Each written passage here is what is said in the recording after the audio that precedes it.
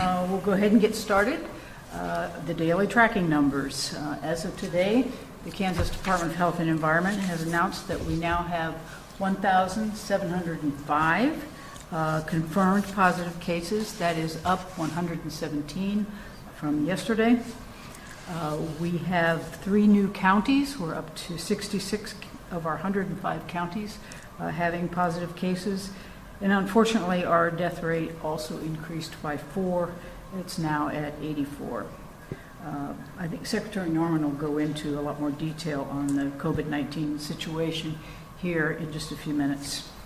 From my end, I've signed 1 executive order today, Executive Order 2025, which further clarifies the initial order I signed 2 weeks ago, which limited mass gatherings to 10 or fewer people. The new measure addresses several legal concerns raised in recent days to narrow and better define exemptions for places like restaurants, office spaces, and grocery stores. I want to reiterate that the limitations on mass gatherings is temporary. As I mentioned earlier this week, my administration has been developing a plan to reopen our economy as soon as is possible. Yesterday, I spoke with the White House to discuss the new federal guidelines for reopening America. I'm working with state public health officials, our emergency management team, and an assortment of other experts to explore how we can tailor this guidance to Kansas so we can get our people back to work as quickly and as safely as possible.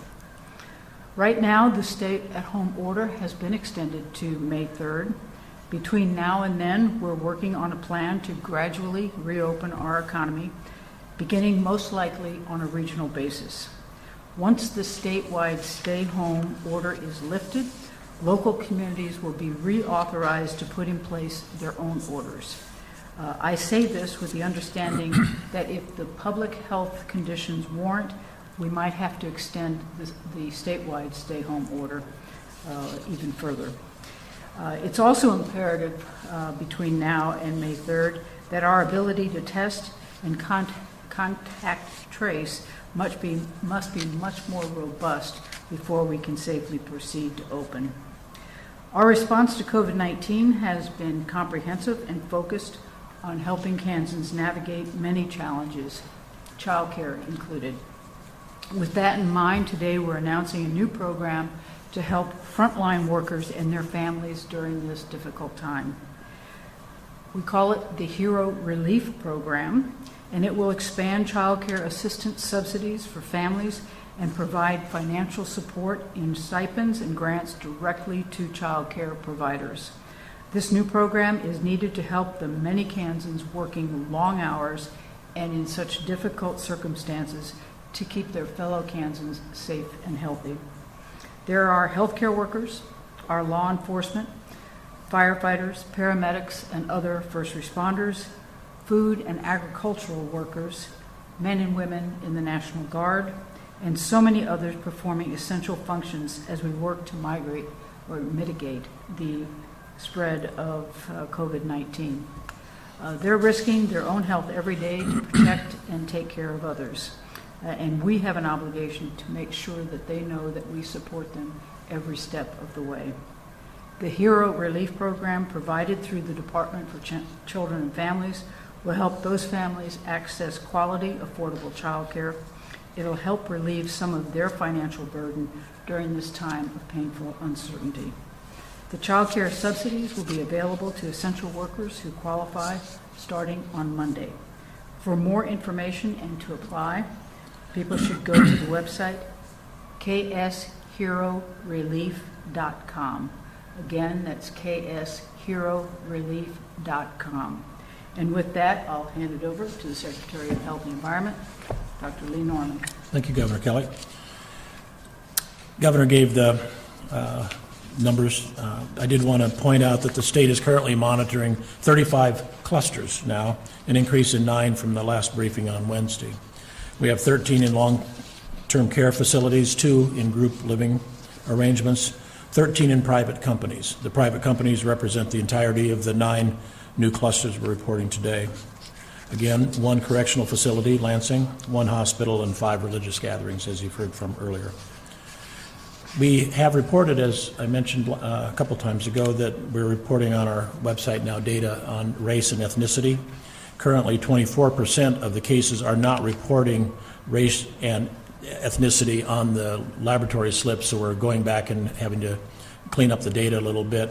But that cleanup is occurring and is going to be reflected on our website, which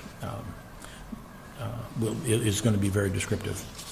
All providers are asked to fill out the person under investigation form when submitting a sample for testing. What providers could do to help us is collect the information on the front end, make sure to send along with the samples to the lab of choice so we can just don't have to repeat any data cleanup. Lansing update, 65 confirmed within this cluster. 6 of the patients have recovered completely. A note about why getting information about recovery on clinical recovery is hard. It's much easier to monitor in a confined setting like in Lansing, where people have restricted mobility. Difficult because local health departments do the contact tracing. We don't necessarily gather how many patients have recovered. We always make the assumption, of course, that given enough time, there's 2 kinds: people who recover because we've not been seeing a lot of coronavirus sequelae, coronavirus long-term effects, and the ones that obviously die from the illness would not be in that recovery category. The 3D printing, the last time I held up a swab, that has begun, and beginning next week we anticipate having about 10,000 swabs a week come through from our 3D printing initiative, I guess we'll call it. This will significantly expand our testing capability. And regarding expanded testing, Sedgwick and Thomas County are starting this week. Finney and Cloud County will begin with enhanced testing next week. And then, of course, we've talked before about the ones in eastern Kansas, including Johnson, Wyandotte, Leavenworth, Shawnee, and Sedgwick have expanded and drive-through operations. Additional counties are planning phased-in expanded testing. We expect to announce more counties coming online soon. There's been a lot of discussion, science lesson for the day, been a lot of discussion about antibody testing and a lot of confusion, quite honestly. You'll recall that we talked about the nasal swab, which is a PCR test that looks for genetic material in the organism. The other one is a blood test, either a finger stick or from a serology test to draw on blood. And it's really important that people understand that, one, there is no FDA-approved serology test that looks for those antibodies against the COVID-19. There are organizations that are buying these kits and are testing people that come in, and they are telling them that you've had coronavirus. And in reality, the test is not specific for COVID-19. And we've talked before that coronavirus, there's a number of different coronaviruses that affect humans. And for the most part, certainly in North America, they cause the common cold. So it's really important that people understand that you have to pair an antibody test, the blood test, with the PCR test in order to know if they've had recent infection or are currently infected, whether they're symptomatic or not. This is not an easy concept, and I understand if it's confusing to the listeners and to folks out there, but I want to make sure that people are aware. The antibody test is not approved by the FDA for COVID-19. It could be positive when a person that has COVID-19, but it's also quite likely to be positive for people that have had coronavirus at some other time in their life. So it may not answer the question that is being asked. That's the end of my report. Before I open it up to questions, Dr. Norman, I actually have a question for you. Okay. There's been some conversation going on lately about a saliva test. Yes. Could you tell us what that is and if it has any validity or promise? It does have promise. It's, there's other kinds of tests out there for HIV and others that are done on swabs of the lining of the mouth because it's got genetic material, just like doing it from the nose. There's even promise that could be a home test, like a home pregnancy test at some point in time. We aren't there yet. They are in the development stages and are going through the validation studies right now. Do you have a sense of the time frame on that? I don't know. I've not really seen a prognostication about that, but I have a hunch that it's probably months away. Okay, thank you. All right, with that, let's open it up to questions. Governor, could you explain your address the issue with the church gatherings?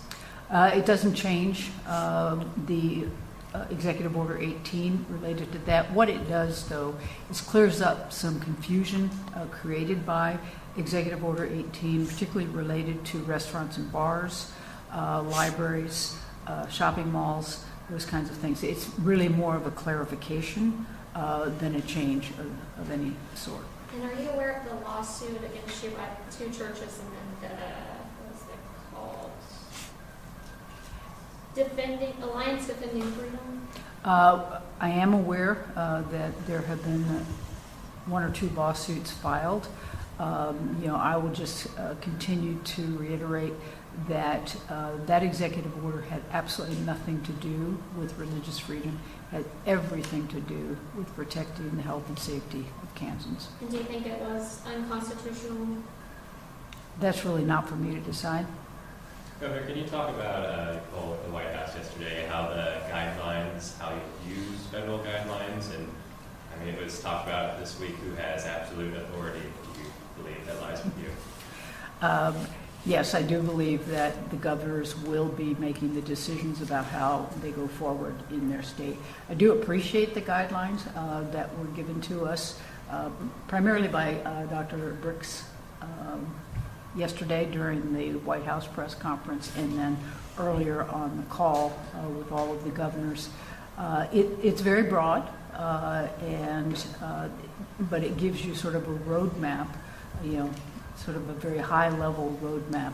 There will be a lot of fill in the blanks, but I do think it gives us a framework in which to really develop our path forward.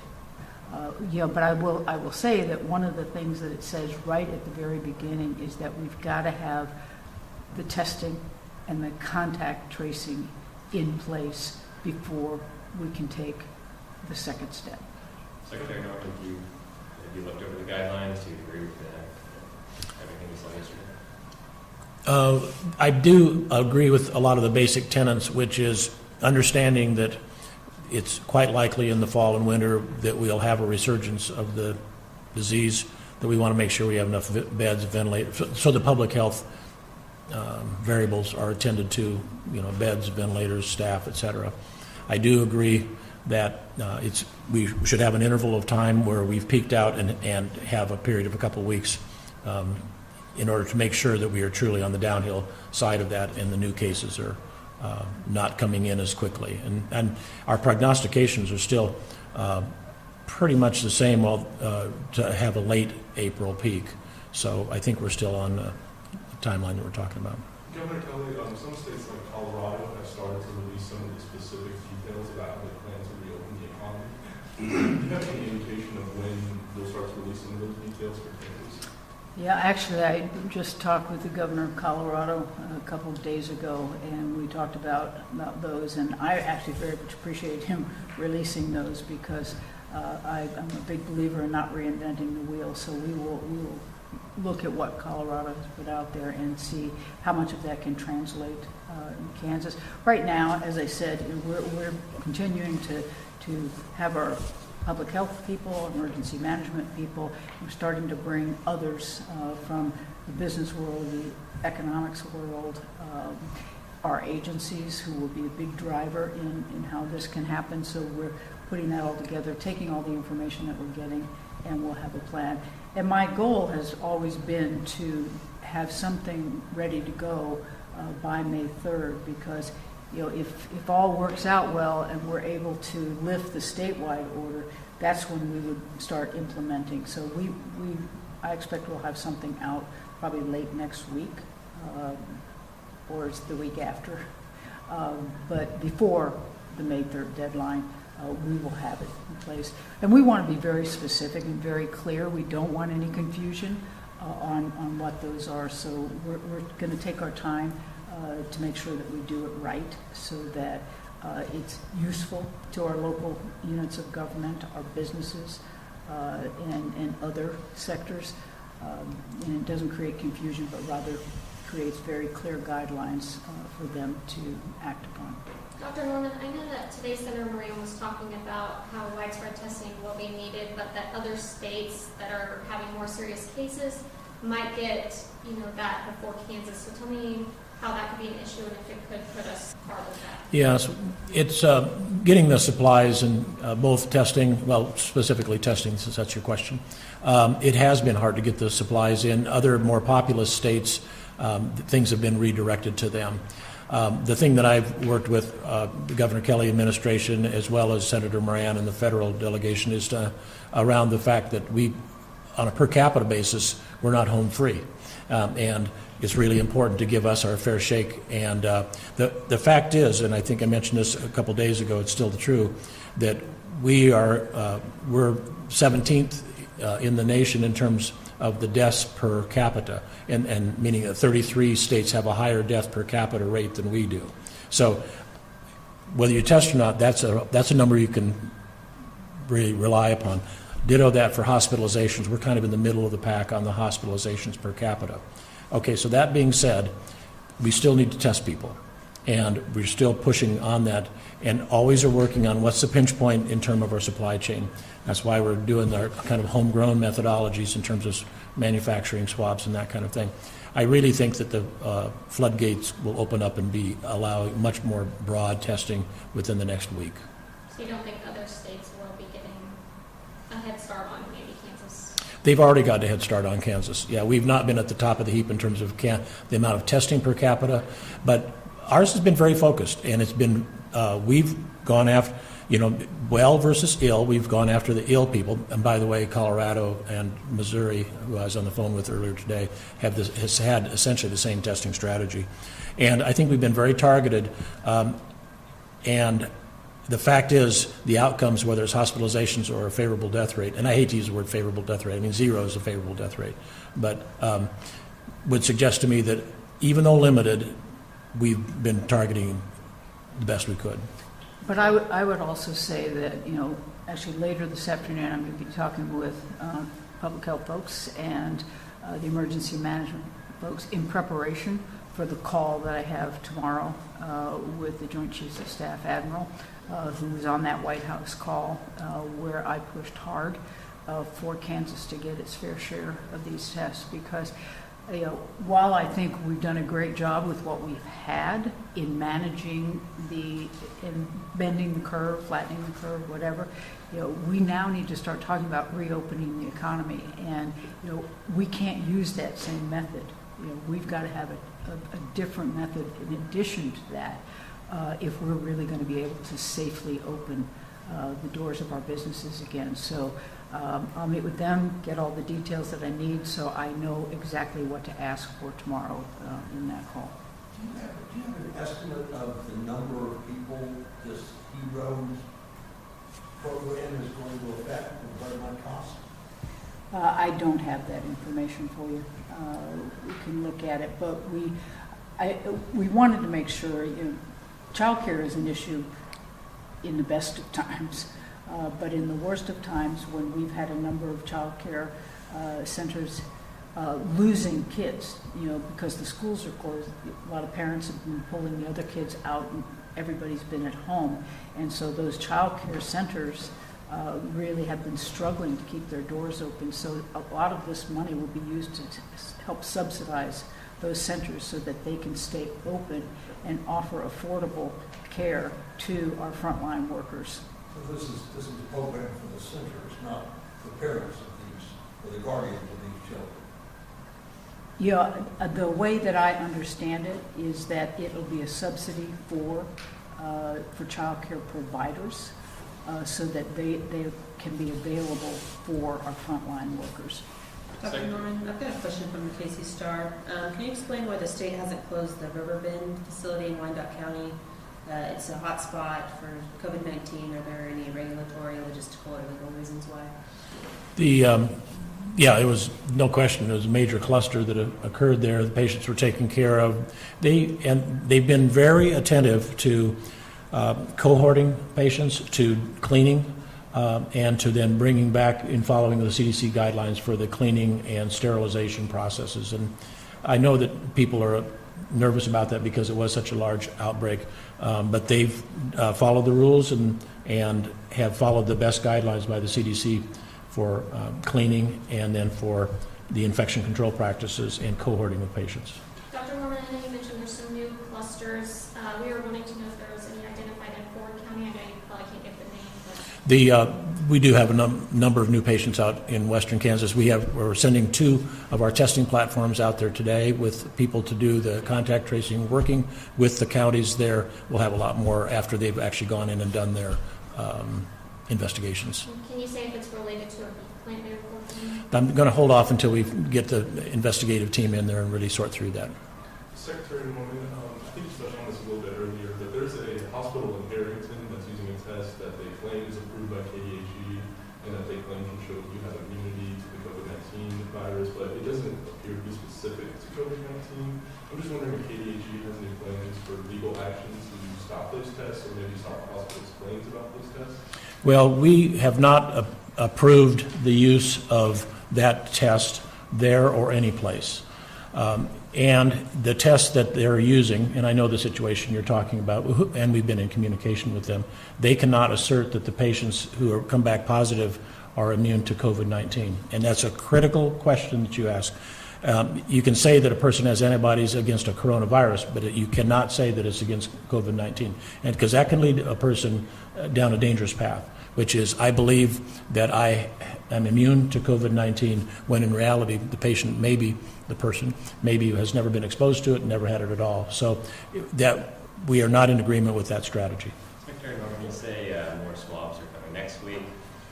Does that mean the testing kind of process mindset is going to be changing next week? More population studies is finally going to start? Yes, and I mentioned before the additional counties where the enhanced testing is going to go, they are coming to the state lab. So we look to increase to 700 to 1,000 tests a day with the new higher throughput platform.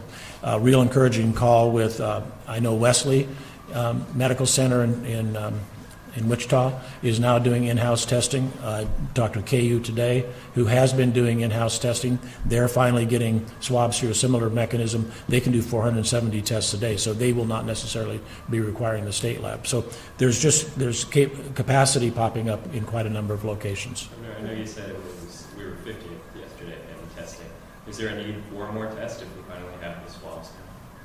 I think that the swabs help, but I don't think that they solve the entire problem. And so that's what I'll be talking with the team about today and then with the White House tomorrow. Because it's my understanding that we still need a host of test kits if we're going to be able to do this on a population basis that will make it safe for us to reopen. And with this increase in testing, is that kind of what you think is the jump each day in positive cases, or do you think it is genuinely just more cases? Yes, as we test more, there'll be more positive cases because we have some that have not gone through the testing process. We expect that probably a certain percent, maybe as high as 30 or 40%, are asymptomatic of the people out there with it. And that's what the population studies tell us, is, so we can find those people. And would you say those numbers are the same for now as well? Yeah. Yeah, I don't think there's been any change. I think we're actually going to be seeing some seasonality and improvement on that alone. So it's going to be an interesting, I think we're going to see more testing and more positive cases, but I think that the seasonality is going to push the numbers down. So we'll wind up in the middle there someplace. Dr. Norman, I've got a question from Sunflower Journal. Do you know how many cases are related to the 35 clusters and how many cases are related to the church clusters? I don't have those numbers with me today. The church clusters were, I think, 46 patients the last time that we, and 6 deaths, I believe. I don't have the in aggregate. I can bring those next week. Do you have any way to discern if, all the rules and regs of distance aside, people are changing, paying a little more attention to health now that's something that might hang on for once this crisis is over? Is it kind of, I don't know how to say it, just have we reached the point now where people start to say, oh, geez, I shouldn't have done that when I was going? Or do you sense anything like that? I have no study to back up anything, but I can tell you anecdotally, just from what I read either on social media or what people tell me, I think people are going to re-enter this world very gradually, no matter what we do. I think that there's a fair amount of fear of this unknown. And so I think no matter how wide we open those doors, people are going to take baby steps. Many of them will be taking baby steps back into this because they're not sure. Do I think that there will be some cultural changes that will occur or ways of doing business that will occur? Yes, I do. I think one of the things that's happened through this has been the much expanded use of telemedicine. And I expect that we will find that to become part and parcel of the way medicine is delivered, much more so than it is right now.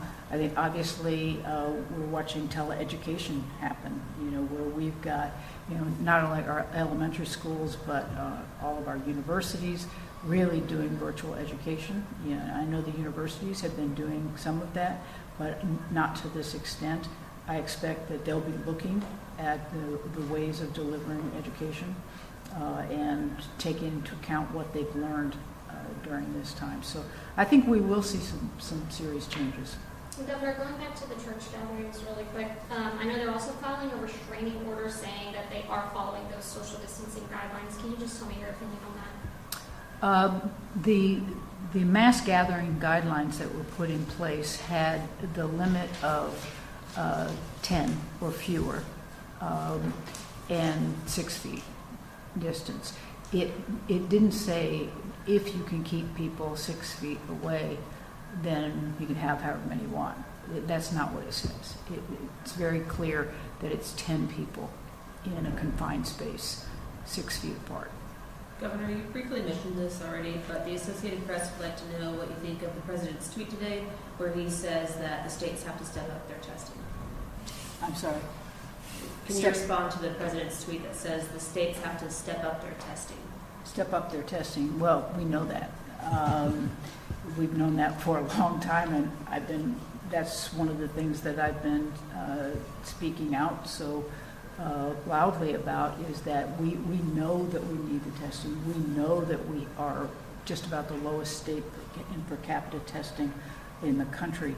So that's something that we've known for a long time. We've been asking for the assistance that we need. We've obviously been looking for our own solutions and fortunately come up with some, but it's not over and done. We still do need assistance from the federal government, because remember, with the testing also goes the need for the personal protection equipment. And so you can't have people just out there, no mask or whatever, administering these tests. You really do need to have a combo plan in order to be able to do these things. So, I would agree with the president that we do need to step up our testing, and I look forward to his help in getting us there. Governor, some lawmakers have said that the $600 from the federal government should be out already from the state. Yesterday, Secretary Garcia said we're kind of in the final process of running those tests, that program, getting it in place. Can you talk about why it has taken over a week? We got the guidance from the federal government last week, and why it's necessary that we need to test it. Well, as you probably are fully aware, we have an IT system over in the Department of Labor, that was having a lot of difficulty, continues to have a lot of difficulty just even processing our own checks to folks on unemployment. And it had to be reconfigured to be able to handle the checks coming in from the feds. I believe Secretary Garcia and Secretary Burns-Wallace yesterday said that that should be in place and those checks should be here and going out next week. Democrats have a national convention this year? I couldn't hear you. Democrats have a national convention this year? I don't know. I think that there's been some discussion that was scheduled for Milwaukee, and whether or not they're going to follow through. My guess is no, that they'll have to figure out a different way to do that. Are we seeing with, this is a health issue, it's become a political issue for some folks. Are we seeing the Republican Party splitting like it did over Brownback? with criticism over the stay home, keep businesses closed. Any sense, Yeah, Martin, I have not given a thought to the political part of anything that's going on right now. I've just been focused completely on what do we need to do to make sure that Kansans are safe and make sure that we can get this economy moving again. So I really haven't spent any time thinking about what's going on with the Republicans. Secretary Norman, I've got a question from the Capitol Journal. How substantial must a testing system be to properly track infection as the economy opens down the road, and what would that look like? We don't. It is not a goal to test 3 million Kansans. Let's start with that basic belief. Is it? And we can, with targeted sampling, probably we estimated 15,500 tests to determine the prevalence of disease throughout the state of Kansas. Now, with whether it's an industry or restricted living situations like corrections or state hospitals where people are, by definition, housed together, we will have intensified. But in answer to your question, we believe that 15,500 will give us a prevalence, and then additionally, testing ill people and hotspots that are problems will be a sufficient number. So the 15,500 is not, that excludes the people in the confined? Yes, that would be an addition. Yes. Is that what's happening next week, is trying to get to that? We're starting that already, absolutely. Yeah, even a week ago today, there was some of that, and I think I mentioned that out of the first 250 that we did in Johnson County, the health department in Johnson County did, that we ran in our laboratory, there was 8 positives out of 250. But keep in mind, those were symptomatic people. So that's a fairly low number, but it gets at the number that we're trying to do, which is understand what's our base prevalence here. These studies have been done in Iceland, they've been done in Italy and other places on that Navy cruise ship. And so it's really important from a forecasting perspective to find out how many people are infected, how many are symptomatic, and how many are not symptomatic. So are you testing not symptomatic people? It is our goal ultimately to test people who are not symptomatic. It hasn't been happening? We have done some of that already. If it's in a sensitive area where people, we have a known case and there's a ring around them of people that they know, even those that are asymptomatic, we will test those, yes. We have a extremely low number of, if a person isn't symptomatic, a very low number of them coming back positive. Governor Kelly, I know the State Democratic Party has moved their primary that's coming up to mail ballots. Do you have any opinion about the general election at this point, about maybe switching to all mail or something like that in the fall? Well, we'll still have the August primary statewide and then the November general election. And I've had a conversation with Secretary of State Scott Schwab, who runs the elections in the state. And I believe he is waiting to June 1st when we know who's on the ballot and we'll have a better sense of where this is all going before he makes any decisions about how that will look. We keep saying May 3rd, obviously that's the end date. What would you need to see, let's say the peak happens April 29th, you say it could be between April 19th and 29th, would we still need to wait 2 weeks after April 29th to even consider opening that government? I think we would have more comfort, but it would also depend on the rapidity of the drop. For example, just today, we monitor influenza-like illness, and coronavirus, COVID-19 is an influenza-like illness. It's been a very steep drop in that, and those numbers just came out and are posted on our website today. So I think it's not only the absolute number of days and the number of cases, but it's the rapidity of drop. If it's a very slow tailing off, we would be more concerned. If it's a rapid drop like we're seeing now, that's much more reassuring. One more question? Secretary Norman, we know there's not enough masks to go around for everybody, and people are making these cloth masks. Is it possible, people are saying that you can throw these in the microwave and it's just like washing them. Can we just wash that right now? How long does it need to be in the microwave? Is it the same as putting it in your washing machine? So the question was about cloth masks? Yes. They would be best laundered. Okay. But I'm going to answer 2 questions. One was from Wednesday about mosquitoes. I've just been itching to give you that answer. And the answer is no, there's no evidence that mosquitoes transmit it. We have a mosquito expert at K-State, Steve Higgs, Dr. Steve Higgs, and he is actually, I guess feeding is the best word, COVID-infected blood to mosquitoes and are doing exactly those tests now. And I bring it up because it's not a frivolous question. And the answer I gave you on Wednesday was correct. There's no evidence that it's transmitted. But we want to make darn sure that, because we do have mosquitoes in Kansas, and there's other kinds of things that can be transmitted by it. And I want to give you and the listeners and viewers the assurance that if we need to do something different with a mosquito abatement program so as to protect against the spread of COVID-19, we'll do that. So I would launder the masks and swat the mosquitoes. So the microwave doesn't do anything? No, I would not that's all? recommend that. It'll degrade the integrity of the product. Thank you. Exactly what I need. Thank you so much. What? They say 25 seconds in the microwave. I don't know if I can let you out anymore.